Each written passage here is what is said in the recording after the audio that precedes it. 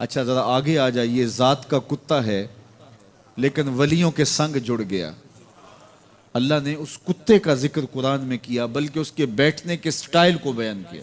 وَكَلْبُهُمْ بَاسِطٌ ذِرَاعَيْهِ بِالْوَسِيدِ. ان کا کتا غار کے دھانے پہ اپنے بازوؤں کو پھیلا کے بیٹھا ہے. غار کی دہلیز پر بیٹھنے والے کتے کی حیت جلوس کو، اس کے بیٹھنے کے سٹائل کو قرآن نے بیان کیا. مالک اس میں ہمارے لیے کیا ہدایت ہے؟ ایک کتے کے بیٹھنے کے سٹائل کو تو بیان کر رہا ہے، اس کی حیت جلوس کو بیان کر رہا ہے، انداز نشست کو بیان کر رہا ہے. تو قرآن تو سراپا ہدایت ہے، تو اس میں ہمارے لیے کیا ہدایت ہے؟ کہا یہی تو بتانا چاہتا ہوں کہ ذات کا کتا بھی ہو، سنگ نیکوں کے جڑ جائے تو وہ قابل ذکر ہو جاتا ہے، اور اگر تم میرے ولیوں سے جڑ جاؤ گے پھر تمہارا مرتبہ کیا ہوگا؟ یہاں تو کتے جڑ جائیں تو قابل ذکر ہوتے ہیں. اچھا ذات کی چیونٹی ہے لیکن راہ تکتی حضرت سلیمان پیغمبر کا، تو اس چیونٹی کی گفتگو اللہ نے قرآن میں بیان کر دی اور اس کے نام کی صورت اتار دی. النمل، سورہ نمل اس چیونٹی کے نام پہ صورت ہے جو حضرت سلیمان علیہ السلام کی راہیں تک رہی تھی اور اپنی ہمجولیوں سے کہہ رہی تھی جلدی جلدی اپنے بلوں میں داخل ہو جاؤ، اللہ کے نبی کا لشکر بے خبری میں کہیں تمہیں کچل نہ ڈالے. اور حضرت سلیمان نے اس چیونٹی کی بات کو سنا. فَتَبَسَّمَ ضَاحِكًا مِّن قَوْلِهَا، اور مسکرا بھی پڑے. تو چیونٹی بھی ہو، گھوڑے بھی ہوں، کتے بھی ہوں، لیکن جب اچھے لوگوں کے سنگ جڑ جائیں، نسبت بلند ہو جائے تو وہ قابل ذکر ہو جاتے ہیں. تو ہیں گھوڑے لیکن میرا رب رب ہو کے قرآن میں ان گھوڑوں کی اداؤں کی قسمیں کر رہا ہے. وَالْعَادِيَاتِ ضَبْحًا فَالْمُورِيَاتِ قَدْحًا فَالْمُغِيرَاتِ صُبْحًا فَأَثَرْنَ بِهِ نَقْعًا وَوَسَطْنَ بِهِ جَمْعًا. قسم ان گھوڑوں کی جو تیز دوڑیں تو سینوں سے آواز نکلے، پتھریلی زمین میں جائیں تو پاؤں سے شرارے نکلیں، گرد و غبار اڑائیں، دشمن کے لشکروں کو طاقت و تاراج کر کے ان کے جتھوں میں گھس جائیں. ان دلیر اور بہادر گھوڑوں کی میرا رب رب ہو کے قسم کر رہا ہے. یہاں قسم کی بات چلی تو اللہ نے محبوب کے گھوڑوں کی قسم کی، گھوڑوں کی اداؤں کو پسند کیا. محبوب کے غلاموں کے گھوڑے، ان کے پاؤں سے لگی ہوئی کھریوں سے ٹکرانے والے پتھروں سے نکلنے والے شرارے، رب کے وہ بھی محبوب. اللہ اکبر. تو پھر قسم کی بات چلی تو کبھی گھوڑوں کی قسمیں کی، کبھی محبوب کی راہ گزر کی قسم کی. لا اقسم بہذا البلد، مجھے قسم ہے اس شہر کی. تو شہر مکہ کی قسم کیوں کی؟ وہاں کعبۃ اللہ ہے، مقام ابراہیم ہے، چاہے زمزم ہے، صفا و مروہ ہے، مزدلفہ ہے، منا ہے، عرفات ہے، قدم قدم انوار کی برستی برکھا ہے، مطاف ہے، حتیم ہے، مستجاب ہے، مستجار ہے، ملتزم ہے، باب کعبہ ہے، سقف بیت اللہ ہے. قدم قدم پہ انوار برس رہے ہیں. شاید میرے رب نے قسم اس لیے کی ہو، شاید قسم اس لیے کی ہو، لیکن میرا رب کہتا ہے لا اقسم بہذا البلد، مجھے قسم ہے شہر کی، یعنی شہر مکہ کی. کیوں؟ یہاں کعبۃ اللہ ہے، یہاں مقام ابراہیم ہے، یہاں مزدلفہ ہے، منا ہے، عرفات ہے. کیوں قسم؟ وانت حل بہذا البلد، محبوب اس شہر کی گلیوں نے تیرے قدم چومے. اے انت مقیم فی ھذا البلد، امام قرطبی نے اس کا مفہوم بیان کیا. محبوب آپ کی اقامت اس شہر میں ہے، آپ کے سانسوں کی خوشبو سونگھی ہے شہر کی فضاؤں نے، اس لیے مجھے شہر کی قسم کہ محبوب یہاں تم جو رہتے ہو. اللہ اکبر. تو محبوب کے شہر کی قسم کی. والعصر، محبوب کے زمانے کی قسم کی. والضحیٰ، محبوب کے چہرے کی قسم کی. واللیل، محبوب کی لٹکتی زلفوں کی قسم کی. کبھی کہا محبوب تیرے چہرہ زیبا کی قسم، کبھی کہا تیری زلف عنبری کی قسم، کبھی کہا تیرے شہر نور کی قسم، کبھی کہا تیرے زمانہ حسین کی قسم. اور پھر قسم کا باب چلا تو بات کہاں تک پہنچی؟ محبوب نہ صرف تیرے شہر کی قسم، نہ صرف تیری گلیوں کی قسم، نہ صرف تیرے چہرہ زیبا کی قسم، نہ تیری زلف نور کی قسم، نہ تیرے عہد زریں کی قسم. محبوب تیری قسم تو ہے ہی، تیرے غلاموں کے گھوڑوں کے پاؤں سے لگی ہوئی کھریوں کے ٹکرانے سے جو شرارے اڑتے ہیں، میں خدا ہو کے ان شراروں کو بھی پسند کرتا ہوں اور ان گھوڑوں کی بھی قسمیں کرتا ہوں۔ یہ قرآن ہے نا، والعادیات ضبحا، قسم ہے محبوب تیرے غلاموں کے گھوڑوں کی۔ اللہ اکبر، قسم ہے ان کے سینوں سے نکلتی آواز کی، قسم ہے ان کے پاؤں سے نکلتے ہوئے شراروں کی، قسم ہے ان کی خوبصورت اداؤں کی، ان اداؤں والوں گھوڑوں کی قسم۔ اللہ اکبر، یہ قسمیں کرنے کے بعد جواب قسم کیا ہے؟ دیکھیے میں یہاں بیٹھا ہوں اور میں گفتگو کے آغاز پہ ہی قسمیں اٹھانا شروع کر دوں۔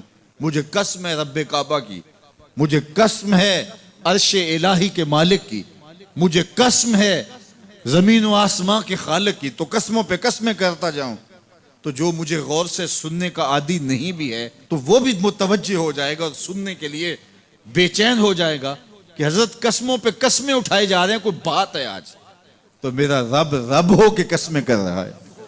تو اس کے بعد جواب قسم کیا ہے؟ تو کان کھڑے ہو گئے، روحوں میں پیاس بڑھ گئی اور سماعتیں بچھ گئی کہ میرے مالک تو قسموں پہ قسمیں کر رہا ہے، کبھی گھوڑوں کی اداؤں کی قسمیں، کبھی ان کے سینوں سے نکلتے ہوئے جو ہے وہ اس مہیب آواز کی قسمیں، کبھی پاؤں سے اڑتے ہوئے شراروں کی باتیں اور کبھی ان کے پاؤں سے اڑتی ہوئی دھول کی کہانیاں۔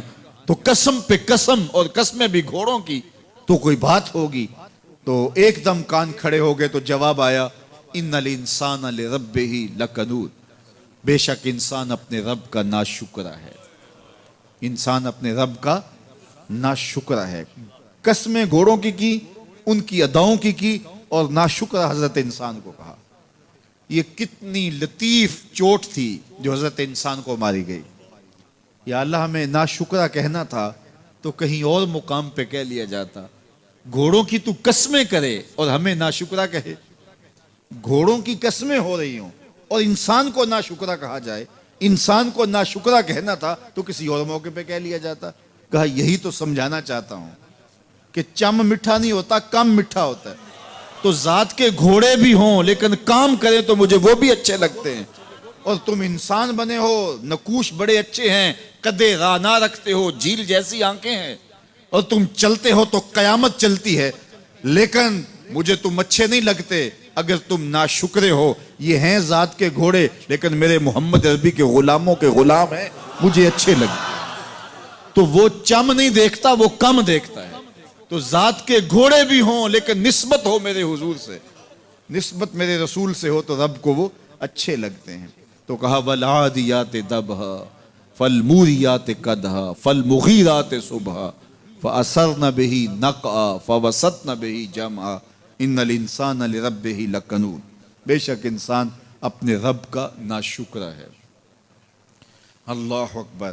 پھر فرمایا وَإِنَّهُ عَلَىٰ ذَلِكَ لَشَهِيدٌ، اس پر کسی دلیل کی ضرورت نہیں ہے کہ یہ ناشکرا ہے، یہ خود اس کا گواہ ہے۔ ذرا اپنے اندر اتر کے دیکھے کہ یہ کھڑا کہاں ہے، یہ کس قدر نعمتیں پانے کے باوجود شکوے کی زبان کھولے رکھتا ہے۔ یہ ناشکرا ہر وقت اس کی نعمتوں کی ناشکری کرتا رہتا ہے۔ جتنی نعمتیں اس کو عطا کی، اس کو تو ہم نے جو چمکتی روشن آنکھیں دی ہیں، اس کو بولتی زبان بخشی ہے، خوبصورت چہرہ دیا ہے، قد رانا بخشا ہے، اس کو دماغ دیا ہے، دماغی قوتیں عطا کی ہیں، اور اس کو سننے والے کان دیے، اس کی زبان پہ ذائقے رکھ دیے، نظام انہضام، نظام تنفس، کیا کیا نہیں سے عطا کیا، لیکن ہر وقت یہ ناشکری کے کلمات ہی بولتا رہتا ہے۔ میرے پاس یہ بھی نہیں، یہ میرے پاس یہ بھی نہیں، میرے پاس یہ بھی نہیں۔ دیکھیں اس کے پاس کیا کیا اس کے مالک نے عطا کیا ہے۔ تو یہ ہر وقت ناشکری، اور پھر جوں ہم قیامت کے قریب ہوتے چلے جا رہے ہیں، ناشکری بڑھتی چلی جا رہی ہے۔ میں کوئی بہت لمبی عمر نہیں رکھتا، لیکن مجھے آج سے 35 سال پہلے کے حالات کی ہوش ہے، اور جو میرے سے زیادہ عمر میں ہیں وہ اس سے پہلے کے حالات جانتے ہیں۔ تو میرا بنیادی طور پہ ایک دیہات سے تعلق ہے، تو میں اچھی طرح جانتا ہوں کہ لوگوں کے پاس جو آج کچھ ہے وہ آج سے 35-40 سال پیچھے نہیں تھا۔ بالخصوص دیہاتوں کے اندر لوگوں کے پاس 1 یا 2 جوڑے ہوتے تھے اور انہیں بار بار پہنتے تھے۔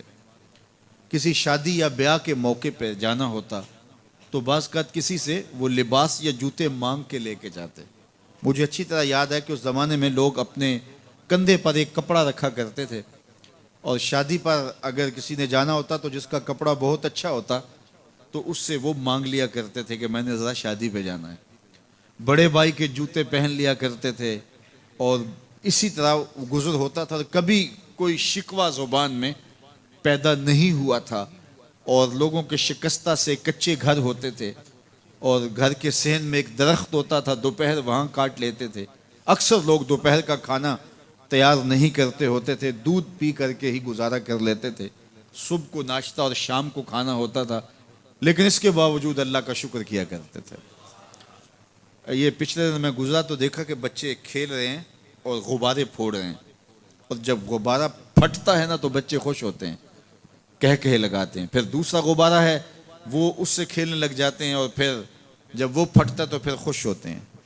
تو میں ذرا رک گیا اور اس منظر کو دیکھنے لگا، اور پھر میں نے کہا کہ غبارہ پھٹتا ہے تو یہ بچے خوش ہوتے ہیں، لیکن جب ہمارا زمانہ ہوتا تھا، جب ہم بچے تھے تو غبارہ پھٹتا تھا، ہم رونے لگ جاتے تھے، چونکہ کھیل ہی ختم ہو جاتا تھا. ایک ہی غبارہ ہوتا تھا 5-6 بچوں کے پاس، اور غبارہ پھٹ گیا تو کھیل ختم، تو سارے رونے لگ جاتے تھے.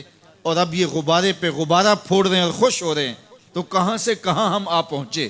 لیکن اس زمانے میں اگر کسی سے پوچھا جاتا، لوگ پیدل سفر کرتے اور لباس بھی پورے نہ ہوتے، تو جب کسی سے پوچھا جاتا کیا حال ہے تو وہ لمبا ہاتھ کر کہتا ہے اللہ کا شکر ہے.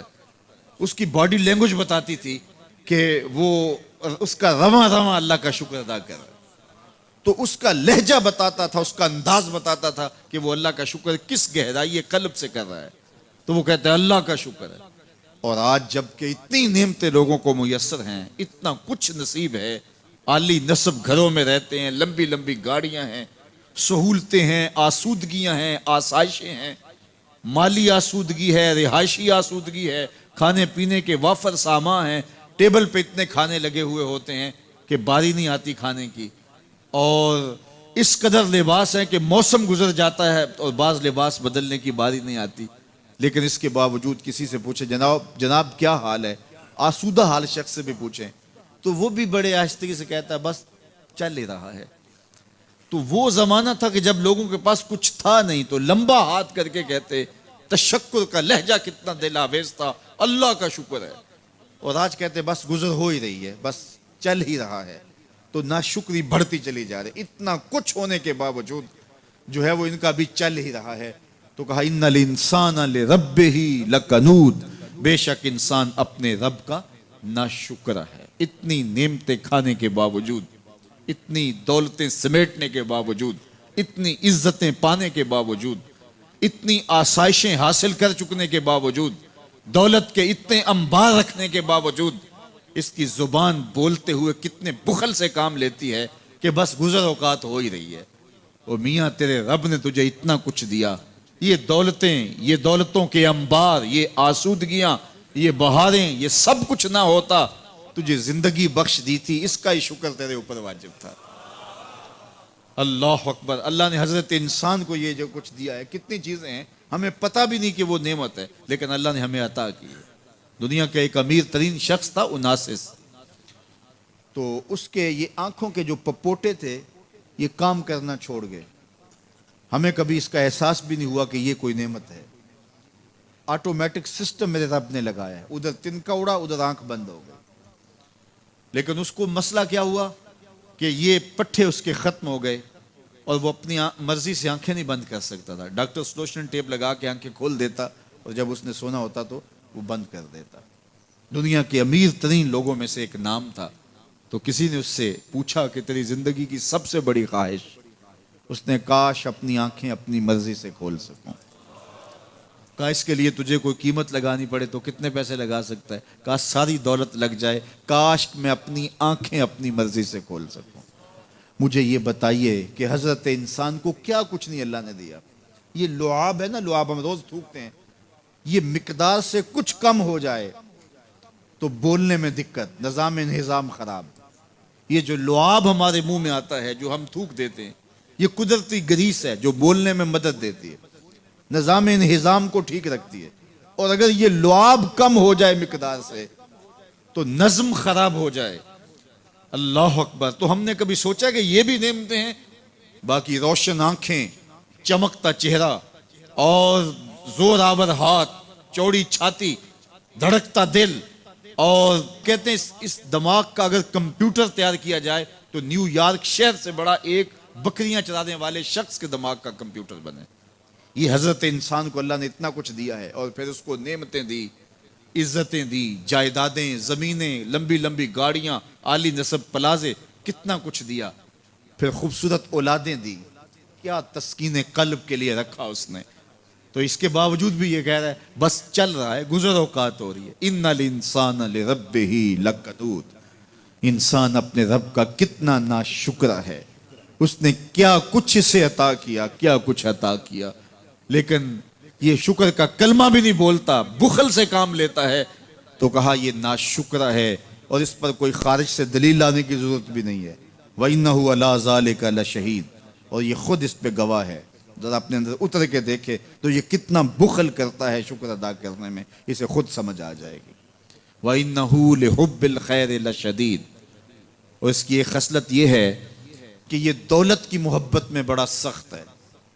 دولت کی محبت یہ بہت زیادہ اپنے سینے میں پال چکا ہے، اور یہ دولت اس کی محبوبہ بن گئی ہے۔ دولت تو اس کی ضرورت ہونی چاہیے تھی، لیکن اس نے اس کو اپنی محبوبہ بنا لیا۔ وَإِنَّهُ لِحُبِّ الْخَيْرِ لَشَدِيدٌ، اس کو محبت زر شدت سے ہو گئی ہے، سویر سے شام تک اس کا وظیفہ ہی یہی ہے، اس کی زندگی کے اندر منصوبے یہ چلتے ہیں۔ اللہ نے اتنا نوازا ہوا ہے، اس کی ساری زندگی آسودگی سے گزر سکتی ہے جتنا اس کے پاس موجود ہے، لیکن اس کے باوجود ہر وقت اس کے دماغ کے فیتے پہ یہی چلتا ہے، اور یہی کہانی چلتی ہے، یہ زیادہ کیسے ہو، یہ زیادہ کیسے ہو، یہ زیادہ کیسے ہو۔ اس اضطراب نے اس کو بے چین کر دیا ہے، اور خواہش زر نے، حوث زر نے اس کا چین چھین لیا ہے، اور اتنی محبت جاگزی ہوگی اس کے دل میں کہ اللہ کی محبت کے لیے اس کے دل میں جگہ ہی نہیں بچی۔ وَإِنَّهُ لِحُبِّ الْخَيْرِ لَشَدِيدٌ۔ اللہ اکبر۔ اب پہلے گھوڑوں کی اداؤں کی قسمیں کی، پھر اس کے بعد حضرت انسان کی یہ جو بڑی خامیاں تھی، جو خامیاں جڑ ہیں اس کی باقی خامیوں کی، ان کو بیان کیا۔ ایک تو ناشکرہ ہے، جو ملا ہے اس پہ یہ شکر ادا نہیں کرتا، حالانکہ اگر وہ شکر ادا کرے، رب کا وعدہ ہے کہ اگر تم شکر ادا کرو گے میں اور زیادہ دوں گا۔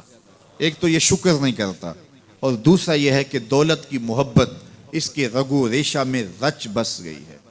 بلکہ اللہ تعالیٰ نے ان بد نصیب لوگوں کی کہانی بیان کرتے ہوئے کہا جو دولت کو مقصود ہی بنا بیٹھے، الذی جمع مالا وعدد، یہ وہ بد نصیب لوگ ہیں جو مال کو جمع کرتے ہیں اور گنتے رہتے ہیں، بار بار حساب کرتے ہیں۔ الذی جمع مالا وعدد، مال کو جمع کیا، وعدد، اور بار بار اس کو گنتے رہے، اتنے ہو گئے، اب اتنے ہو گئے۔ اللہ کلا لینبذن فی الحطام، پہلے شرف میں الذی جمع مالا وعدد یحسب ان مالہ اخلد، یہ گمان کرتے ہیں کہ ہمارا مال ہمیں لافانی کر دے گا، مال کی کثرت سے ہم محفوظ ہو جائیں گے اور ہمارا کچھ نہیں بگڑے گا، دولت اتنی ہوگی تو ہم ہر طرح سے حفاظتوں کے ساتھ میں آ جائیں گے، ہمارا مال ہمیں لافانی کر دے گا۔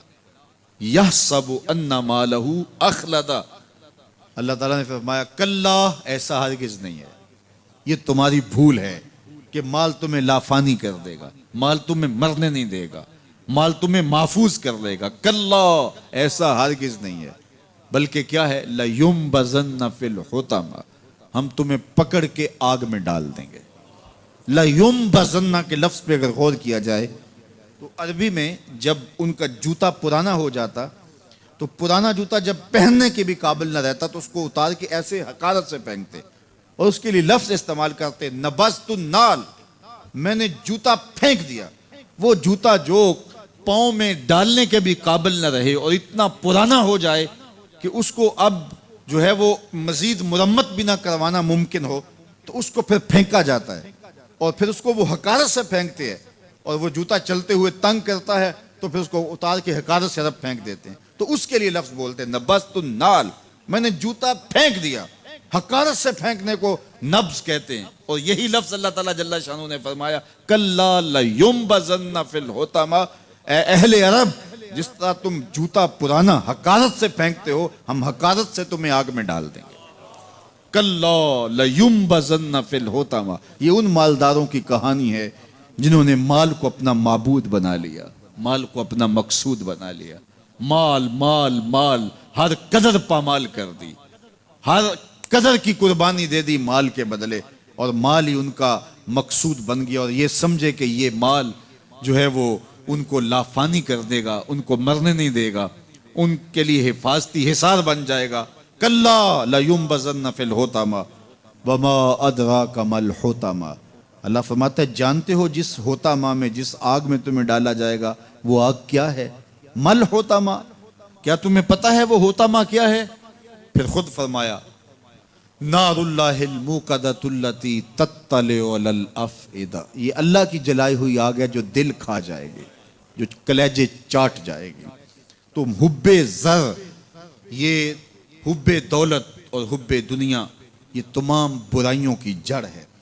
تو اس لیے اپنے اندر سے محبت زر کو نکالنے کی کوشش کیجئے اگر کہیں آپ کو داخل ہوتی محسوس ہو رہی ہے، اور حب دولت کو نکالنے کے لیے زکوٰۃ صدقات اسلام نے ہمیں یہ نظم دیا ہے۔ اقبال نے کہا تھا حب دولت تلف می سازت زکوٰۃ، زکوٰۃ حب دولت کو زائل کرتی ہے، جب اللہ کی راہ میں لٹاؤ گے تو اس سے کم بھی نہیں ہوگا۔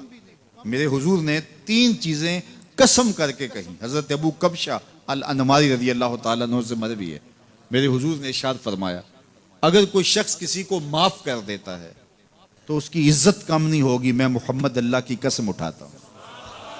دوسری بات میرے حضور نے فرمائی کہ جو شخص مانگنے لگ جاتا ہے، سوال کا دروازہ کھول لیتا ہے، اللہ اس کے لیے محتاجی کا دروازہ کھول دیتا ہے، اس کی کبھی کمی پوری نہیں ہوتی۔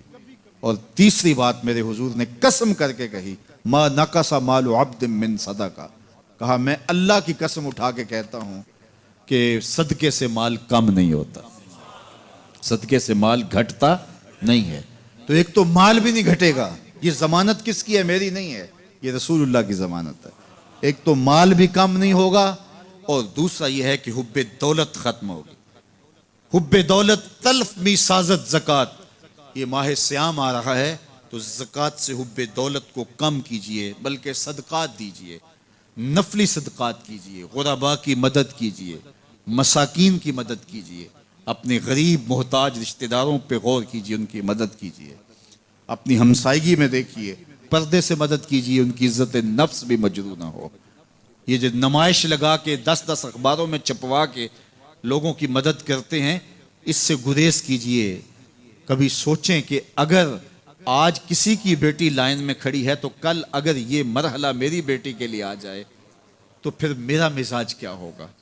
تو عزت نفس کا خیال رکھیے، لوگوں کی غربت کا تماشا نہ اڑائیے، اور لوگوں کی جو ہے وہ محتاجی کو اپنی تسکین کا ذریعہ نہ بنائیے۔ یہ تو اللہ نے تمہیں دیا اور انہیں نہیں دیا، اور وہ آزمائش کی گھڑی میں کھڑے ہیں، تم ان کے ساتھ کھڑے ہو جاؤ۔ تو لوگوں کی مدد کیجئے، دکھیوں کے کام آئیے، مساجد کی جو ہے وہ تعمیر کیجئے، مدارس دینیہ کے ساتھ وابستہ رہیے، اور لوگوں کی فلاح کے لیے، بہتری کے لیے کام کیجئے۔ اللہ نے آپ کو دیا ہے، یہ مال یہاں رہ جانا ہے۔ میرے حضور نے فرمایا ابن آدم کہتا ہے میرا مال میرا مال،